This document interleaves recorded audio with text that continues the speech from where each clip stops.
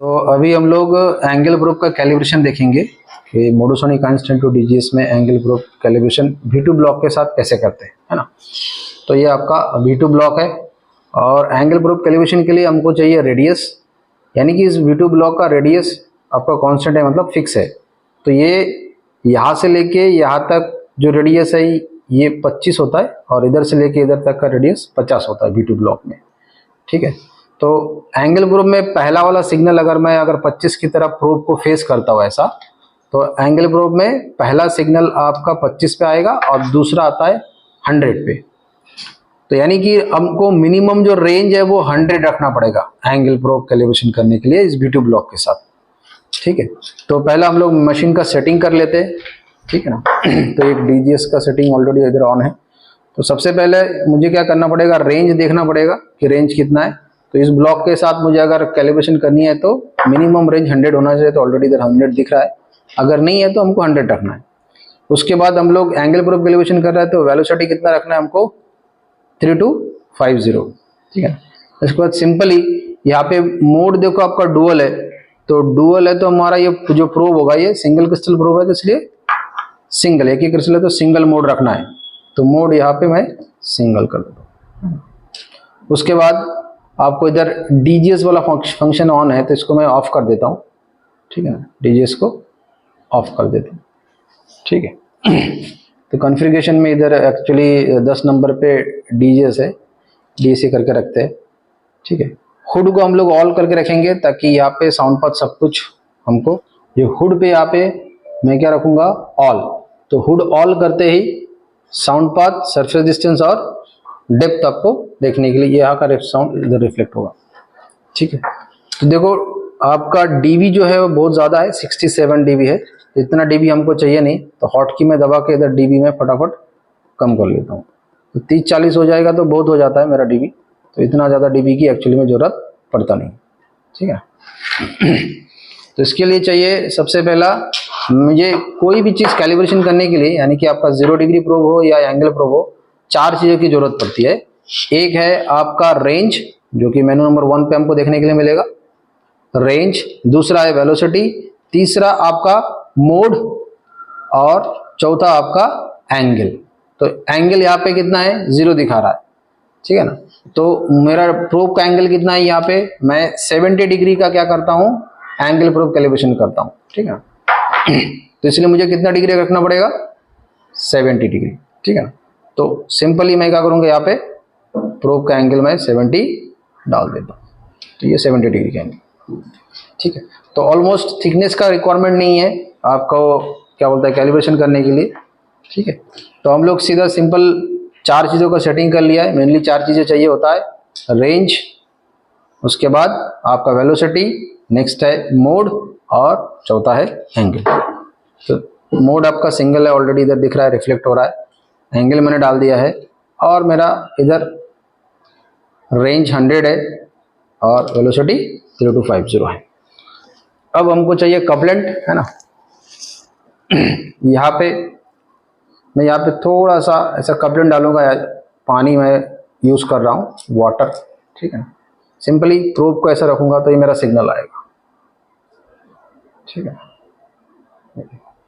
तो सबसे पहला वाला जो सिग्नल है वो आपका 25 पे होना चाहिए। प्रोब रखने के बाद सबसे पहला काम है आपका मैक्सिमम हाइट किधर आ रहा है वो आपको देखना है, मतलब मैक्सिमाइज। इस सिग्नल को, फर्स्ट वाले सिग्नल को मुझे मैक्सिमाइज करना है। तो ये सिग्नल देखो स्क्रीन के पार जा रहा है तो मैं और dB क्या करूंगा, और कम कर दूंगा, ठीक है। कम करने के बाद मैं गेट को लगाता हूँ।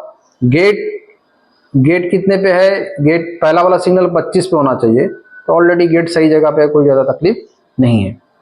मुझे क्या करना पड़ेगा, कैलिब्रेशन करना पड़ेगा। अभी देखना पड़ेगा ये साउंड किधर है,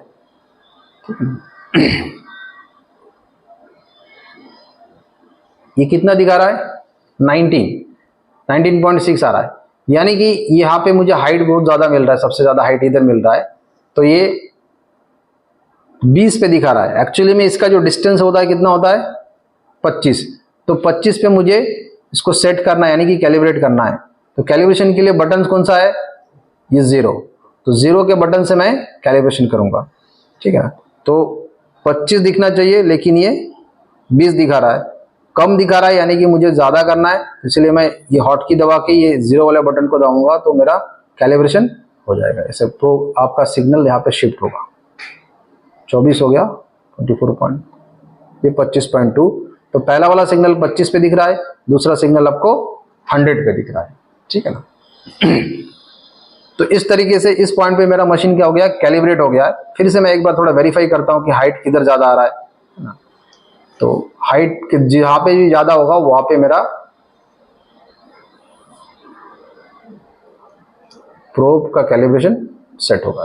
25 पे मेरा कैलिब्रेशन क्या हो रहा है, 25.2 पे कैलिब्रेशन हो रही है। हाइट उधर सबसे ज्यादा मिल रहा है,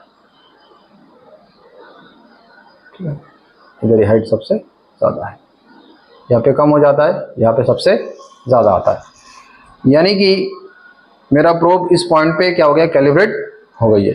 अब ये साउंड कितने में से निकल रही है, ब्लॉक के, मतलब इंडेक्स कितना होगा, एक्सऑप कितना होगा, वो मुझे फाइंड आउट करना है। इसको थोड़ा नीचे लेके आ जाओ, जूम करना है, क्लियर दिखना चाहिए, है ना। हाँ, बीच वाला जो लाइन है ये, ठीक है ना, ये वाला लाइन आपके इस प्रोब के कौन से रीडिंग के साथ मैच कर रहा है ना। तो लाइट आ रही है तो इसको देखो, ठीक है ना। तो बीच वाला जो लाइन है 11.5 है, 11.5 पे आपका कैलिब्रेशन हुआ है, मतलब प्रोब का जो इंडेक्स पॉइंट है वो 11.5 है, यानी कि साउंड आपका 11.5 से निकल रही है, ठीक है ना। अब इसको थोड़ा आप वेरीफाई भी कर सकते हैं, ठीक है ना। वेरीफाई मतलब अब जरूरत है नहीं, तो एक्सऑप आपका कितना हो गया, 11.5।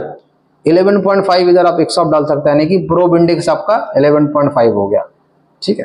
तो ये एक्सऑप अगर डाल देते हैं या इंडेक्स पॉइंट डाल देते हैं, सरफेस डिस्टेंस आप ये प्रोब के सामने से मशीन दिखाएगा, आपका मशीन सरफेस डिस्टेंस प्रोब के सामने से दिखाएगा, तो उतना आप सरफेस डिस्टेंस मेजरमेंट कर सकते हैं, ठीक है। तो इसको कैसे करेंगे देखो,